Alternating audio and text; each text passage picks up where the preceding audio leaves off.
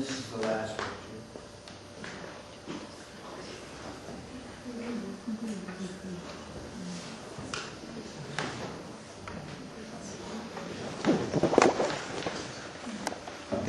It's too simple. There's nothing. You see, not a particular effort. Anybody could do that.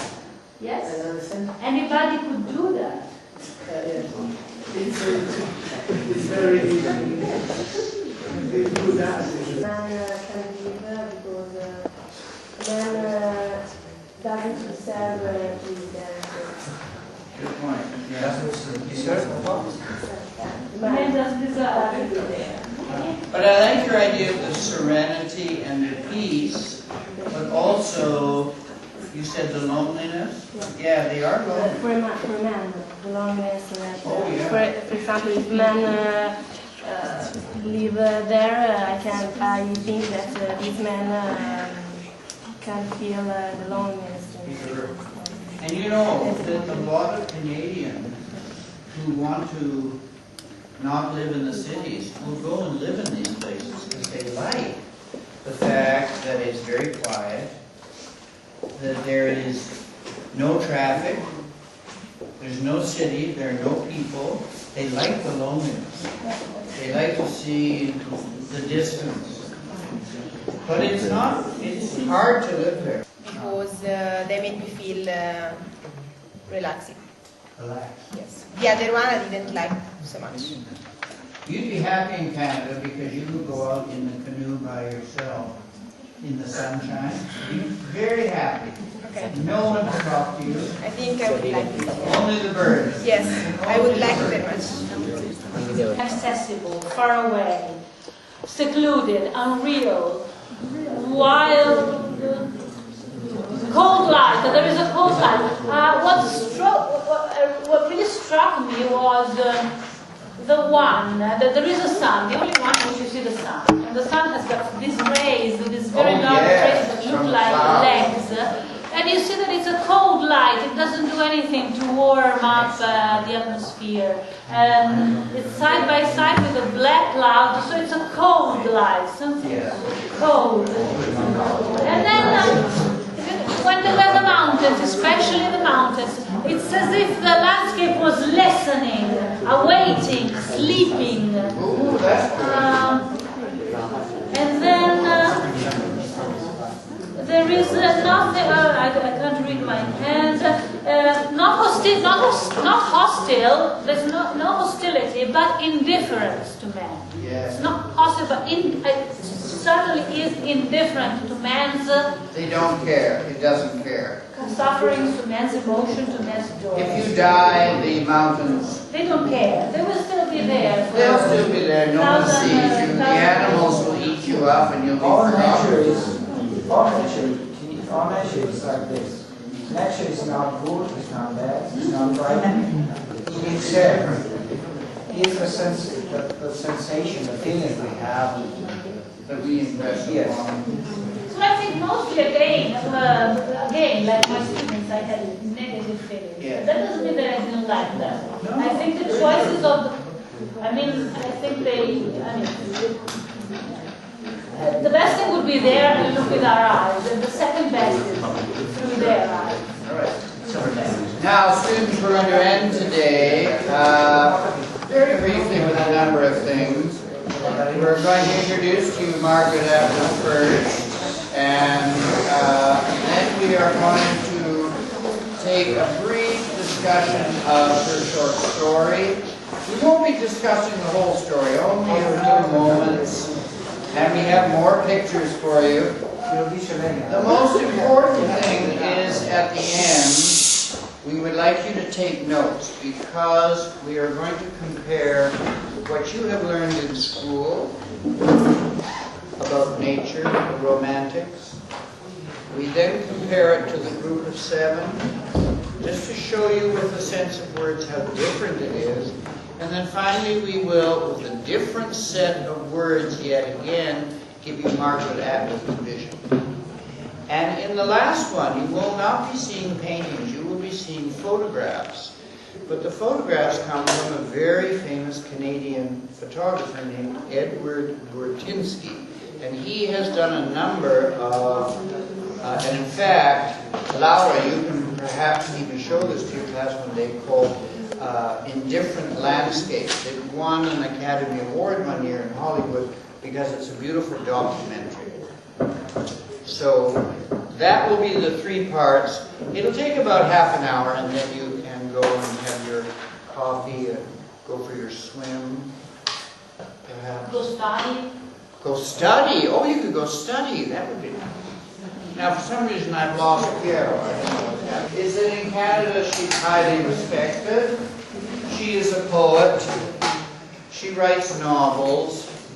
But she also writes a lot of critical journalism in the newspapers and in magazines. She's very famous for her speaking voice. Her speaking voice is very flat. Very little expression. You might even say it's a cold voice, like so many paintings we've just been seeing. But it's also very intelligent, so it has a quality about it that you are very attracted to. She has a humor that is very low-key, as we say in Canada. It's almost a kind of anti-humor. She's not vivacious at all. She tries to stand very quietly and lets her voice and her words entertain you. Part of this manner, as we call it, or this voice, is in the story. The story is told in a very cool, detached, quiet voice. It's as if she is giving us a clinical report, as if she were a doctor. She talks like a doctor. Here we have Lois, here is her problem, this is what she looks like. There's a term we use in English, we call it deadpan. Now, this is a funny word, but what it means is that when someone is a deadpan speaker, they don't show any emotion on their face, but the emotion comes through their voice. And so the contrast between what they say and how they look creates the effect. This is Margaret Atwood's way of speaking, but it's also the way that she writes many of her short stories. They're very clinical. They're not emotional, and they're not sentimental. We'll see this when we look at the first paragraph. But let's meet Margaret. Let's take a look at her. You can see that she has quite a striking face. But the main thing about her is that she has these amazing eyes that are very perceptive of the world. She looks very deeply into things. And she colors her world with these amazing eyes. She's written over 40 books.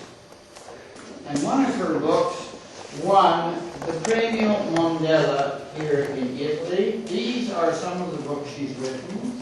The book that is coming on the screen now is Grace won the Premio Mondella. This is a more recent book of hers. You can see from the variety of the covers that there's a great variety in her stories. The Handmaid's Tale was made into a movie. It's a science fiction book. She writes science fiction. This is a story of people living in Toronto in the 50s. This book won a very famous prize in England called the Booker Prize. And finally we have one of her latest books, The Year of the Flood. This is another science fiction. So she writes both novels about Canadians, but she also looks into the future and predicts particularly how the environment and what we do to it, in other words, how we affect our landscapes, will change the way we live. Which is the latest, not the latest, you mentioned another one, or the Year of the Flood. Orson Craig. No, you said there is a recent one. Margaret Atwood as a cynical romantic. Do you know what cynical means?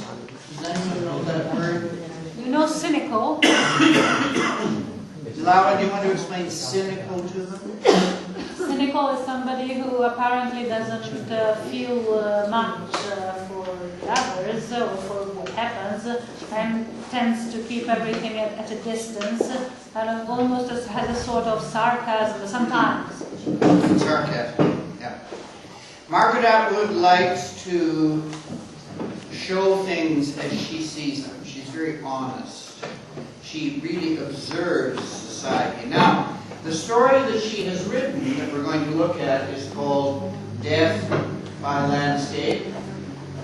And here's the title. You can see the landscape in the background is taken from a group of 7. It's very dark. The story is very dark. It's about a young girl who loses her best friend while she is in the wilderness. And the landscape actually kills the girl. They can't figure out how she died. She simply disappears. And there is no reason for this. Now, this happens when our heroine is very young. She's 9, 10, 12, and then at 13 she meets this American girl. And Atwood likes to compare the Americans to the Canadians in this story. That's a different lecture, of course. But in the end, the landscape, when they run off into the actual wilderness, away from the camp, and you read about the camp in the story, the camp is a kind of false wilderness. It's regulated, it has many rules, it's a very safe place to go. They dress up as if they were Indians, they build Indian houses, but in the end of the day, they go home, they wash their bodies in nice showers, they eat good meals, and they go to bed, and they're very safe. This is what we call a very ordered wilderness. It's a fake wilderness. It's not a real one. And when the 2 girls run off into the real wilderness, the tragedy happens. And this is a very dark world that in the end she shows us. Now, Margaret Atwood likes to portray the environment, but she likes to show us, and in the very beginning of the story, she gives us an idea of what the landscape will really do. And let's take a quick look at the first paragraph, and then we'll continue with the slideshow. If you look at the opening paragraph of the story, it's written in the present tense, and it's very clinical. It's as if she's giving a report. Now that the boys are grown up and Rob, who is her husband, is dead, Lois has moved to a condominium apartment in one of the newer waterfront developments. You can read from your photograph. You can read from your photograph, yes, if you wish to follow. It's the very first paragraph.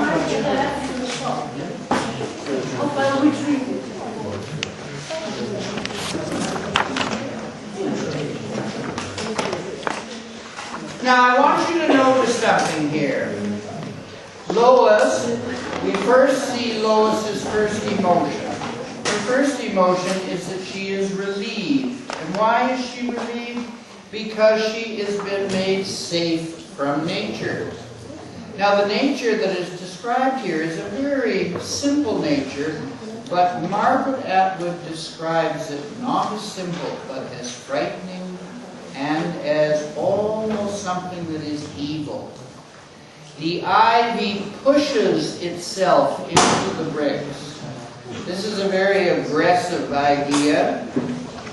The squirrels, which are little animals,